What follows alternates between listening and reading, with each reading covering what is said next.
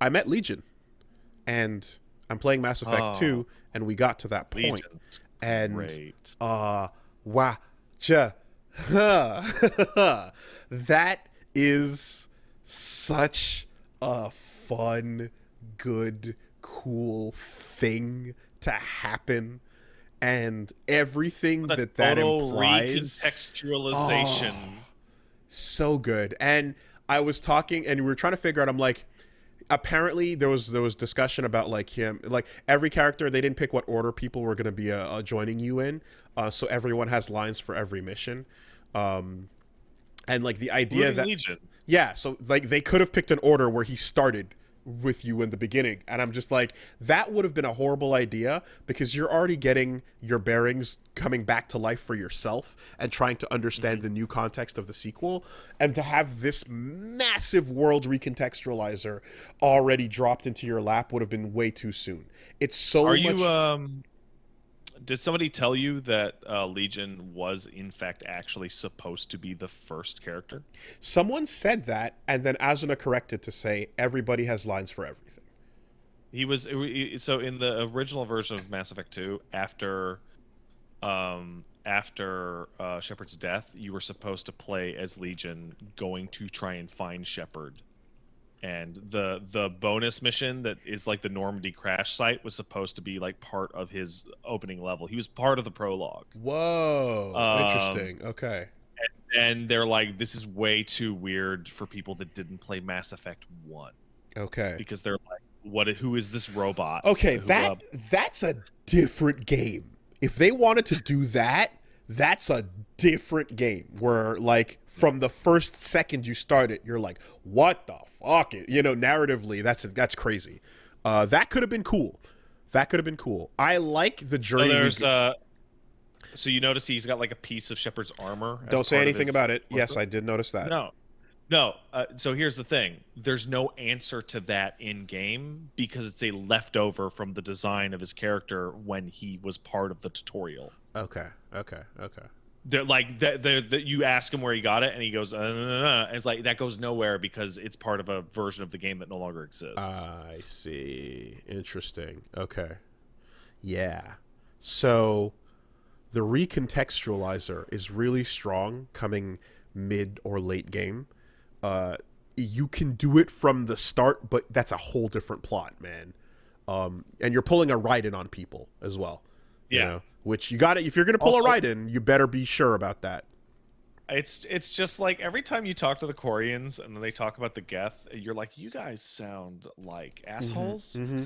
And then you get to talk to a Geth, and the Geth is like the most reasonable, nice person you've met in the entire game. It's so interesting. Well, so I had a moment where we were going and before we get to the flotilla, I had a moment where we entered that like old Korean space, and as we were visiting the planets and reading the codex, or the entries for them on the planet scanning.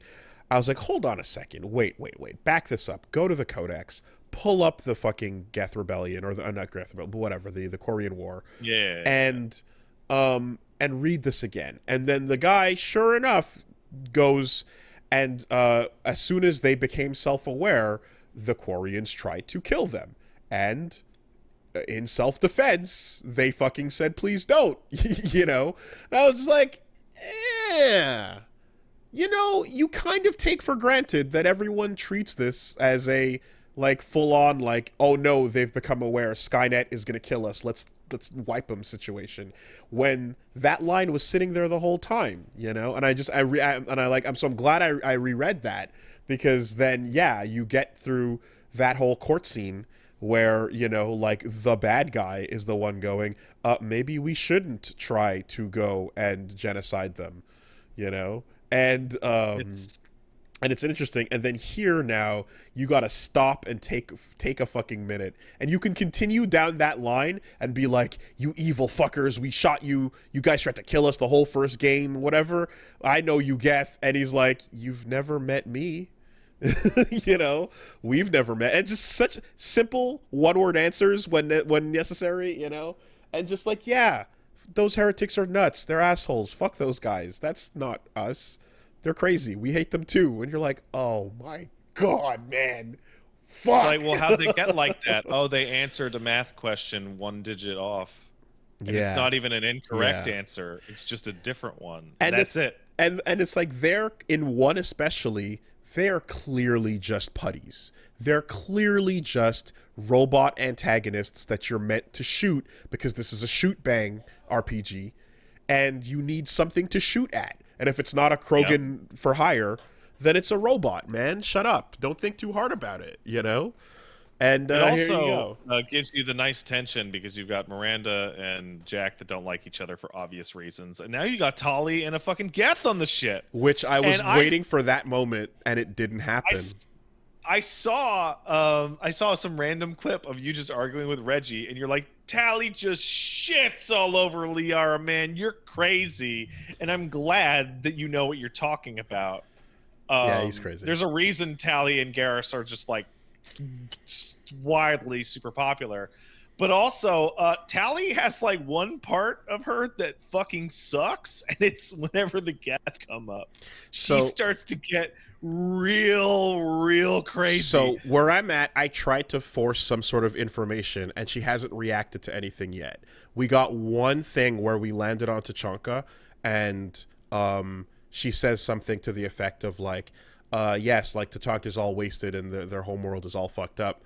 Oh no, Legion says like, oh, we didn't do this back for the Quarian homeworld. And Tali is basically like, shit, I'm fucking this up entirely. But the exchange is essentially the Geth did not destroy the Quarian homeworld so that it was unrecognizable in the same way that Tali's Tachanka was. And she was like, in fact, the Geth have maintained the Quarian homeworld. Exactly. And Tali was like, oh, well, we were expecting to get it back, effectively, but not quite realizing that, like, the Geth restraint was in place, despite their fighting this all-out, like, war, this sacred, to get their homeworld back. You talked to Legion about the nature of the way the war looked from the Geth perspective? No, we have not done that yet. We've just talked to them about the heretic idea and the fact that, like, yeah, this is not what most of them represent. And then there was also the really fucking crazy detail where it was like, by the way, that's a fraction of the group that are the Geth forces in total. If they actually wanted to war with everyone, they have the numbers to do that. They could totally do it. The ones you've been shooting and worried about this entire time are like a pittance compared to the full forces, right? Well, they can just make more. Yeah. So, and it puts Krogan into a different context, right? And like the Krogan birth rate was the whole thing, but like the Geth can just make more Geth. And they get more intelligent the more Geth they make. So this is the other part I'm waiting to find out more about, but it's like Legion is special because Legion has 1,000 or however many in one. So therefore, Legion can operate as a smart cluster Geth. However, the average Geth that I run into that's non-heretical, which is an interesting choice of word, by the way. That's cool that they choose that specific word, Well, same thing that he chooses the name Legion. Right, biblical. The idea that you're going to run into a non-heretical Geth besides Legion, that individual, according to the Codex, should still be pretty basic and animal instinct rudimentary behavior. By itself, it's like a toaster. Yes, right? And so that's where it's like, oh, okay, so don't also get it twisted. Legion is special as well. The average Geth you run into, you should still treat them with respect and the fact that they're self-aware, they have sentience, and but they're not all going to be like Legion, certainly, It's always been my interpretation that the reason why he uses the phrase heretical and the reason why he uses the term Legion is that as he is talking to Shepard, he is using his knowledge of Earth history to use terms that would make sense to Shepard. Yes, but he actually elaborates and specifically says, because you didn't say deviant or like defect or anything like that. You said heretical.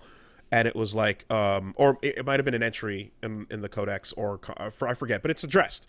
And it's basically like the implication being that that's because they believe in self-determination and they believe in the Geth, who are heretics, have the right to believe what they believe. They can choose that path we're not going to inhibit that and inherently say that that's defective. It's simply a different conclusion, you know? Right. So it's akin to religious belief. It's not going to change whether you have, it's not going to change your rights, essentially.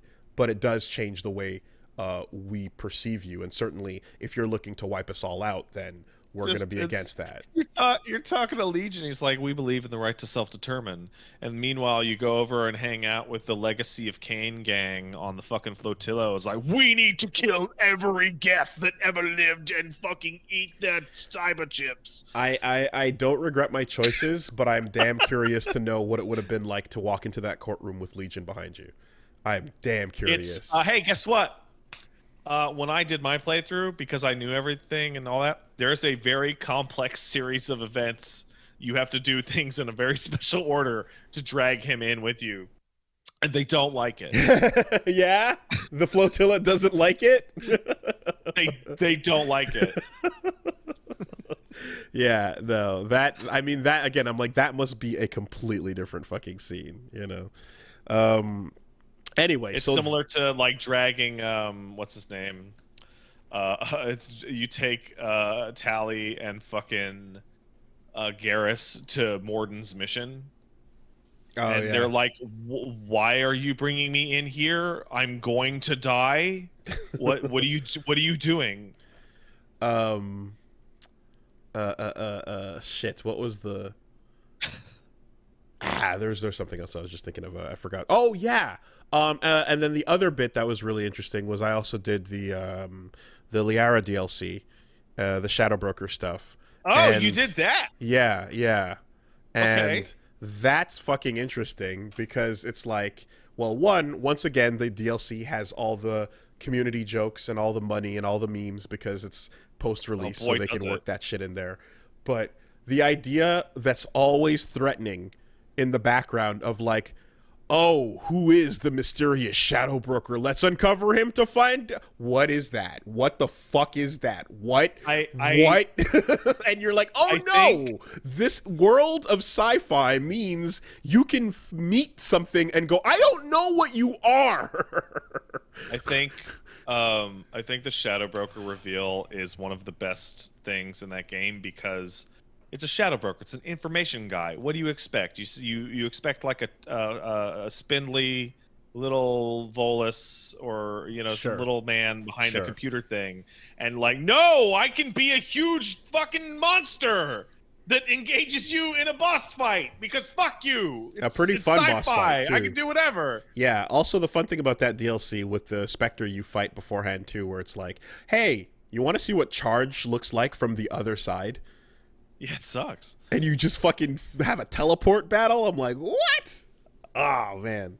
So, yeah, that was fucking interesting and fun, And then, of course, your reward is to sit there and read like 3 hours of fucking amazing logs. Those were incredible. Did you get Legion's fucking gaming Not records? yet. We didn't walk back to that. They're good. I got him afterwards, but I everyone has said be sure to go back to check out his data. Mm-hmm. I want to talk about that specifically so bad, but you didn't rate it. Okay. Yeah. In fact, right now, hold on. Just Min's asking. He's like, "Yeah, do we put all that reading into a single episode?" And I'm like, "Nah, it's content. Put that up as a normal." No, thing. that's stuff. That's good stuff. That's good stuff. Oh, did you get Grunt's search history? Yes. Yeah, sharks, man. Yeah. Ernest Hemingway going through the books, the audiobooks, fucking deletes the one that's anti-war and then just goes back to sharks. Dinosaurs. So you're at the tail end of Mass Effect 2, and you're at the point where I really have to point out, again, it's something I've been saying about the Mass Effect series forever, and it's like at the point you're at, I was like, collectors, who gives a shit? Like, I don't give a fuck about the fucking collectors. I just want to fucking go do heists and fucking find out secret bullshit and read my team's emails. Mm-hmm. Like, I don't need to save the world, man. I really don't. So yeah, we'll see. We'll see where this goes. But that I'm glad that I said it before. They're making up for the lack of Mass Effect 1. You feel like Kirk on the bridge, right? Yeah. Or Stewart. You're flying through the galaxy, landing on planets, checking out what's going on, beaming back up, and then onward. And in this, you're like, no, we're on a mission. We got to gather Ocean's 11 and then go do it. And everything is much more streamlined and rushed and action paced. But you don't want to sacrifice the larger picture of the world build to do that. Mm-hmm. And here, they found ways. Have you been? I'm sure Asuna has told you that Arrival is last. Yeah, everyone's like Arrival is like after you beat the game. Yeah, okay. Yeah. Okay. Because Arrival came out like way after and was like, this is the lead-in like thing. Legion doesn't name itself. The name was given by Edie. Oh, yeah, that is true. Edie jumps in on that conversation. That is true. I love that. It's like, I'm a AI. I'm a different AI. Mass Effect says we should not be alive. Let's chat about what's up with how that. We're abominations unto the Lord. Yeah. And, if you just listen to at face value, you're given good reason to think like, oh, fuck, yeah, VI is the way we need to do it because the moment they become AI, we get a Skynet situation. And then you meet one in Mass Effect 1 who's an ATM that's trying to kill you. There's a side mission on the Citadel where you're talking to a fucking bank machine that's like, I will destroy myself. I see you there, Shepard. And you're like, God damn it, AI does suck. This isn't good. The only, and don't forget the lunar AI that you have to take care of in that side mission.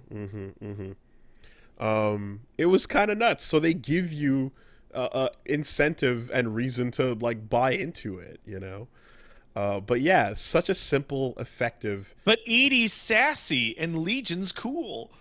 A simple but effective line. Just, you've never met me, done. And you can continue to be insane afterwards too, and be like, I don't care, and be crazy Shepard. But yeah. Anyways, so obviously, Mass Effect continues over on the channel, as does Bayo 2. Having a good time with that. Lots of fun. Oh, I bet that's some good times over at the Bayo 2 world. Yeah. I pulled out all my amiibos. They're sitting on the couch next to me, and I'm scanning them in, and I'm getting all the costumes, and we're dressing up, and we're getting our fucking our gems and our rings, and I'm playing Nintendo. I'm playing Nintendo like I used to do. I just saw something, and I'm just like laughing internally. Like, what's really funny? The Geth get a second shot at like explanation, but the Batarians never. don't. That's the first thing yes. Immediately after that conversation, I'm just standing there going, wow, still nothing for the Batarians. Also, let's be real, the Vorcha. Like, the Vorcha are goblins. The Vorcha are like demons. The Vorcha take the role that the old Geth used to take. You're now the disposable shoot monsters that are going to be bad guys going, or beep, boop, boop. They're putties. They're all putties. The codex on Vorcha is like it's like maybe the most racist thing I've ever heard in any fantasy or sci-fi setting ever, which is they don't live long enough. So like there's a couple Vorcha that like integrated into society, but because it takes them so long, they basically spend like 6 years becoming like a normal person and then immediately die. Yeah. And so like most Vorcha are like, that's stupid, I don't care, rah rah rah, I'm a monster. Yeah, no, the game is like, you might be concerned about the fact that these are dumb monsters that barely count as people, but don't worry, they don't live long. Yeah, I guess. So just step over them on Omega as you make your way through the slums. Be sure to step over the piss and the Vorcha that just fucking is strung out, and feel no pity for their existence. It won't last much longer. I don't. And don't stare too. They're less durable than the fucking automated robot guys that you shoot.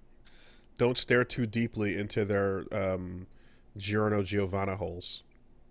Nah, I won't.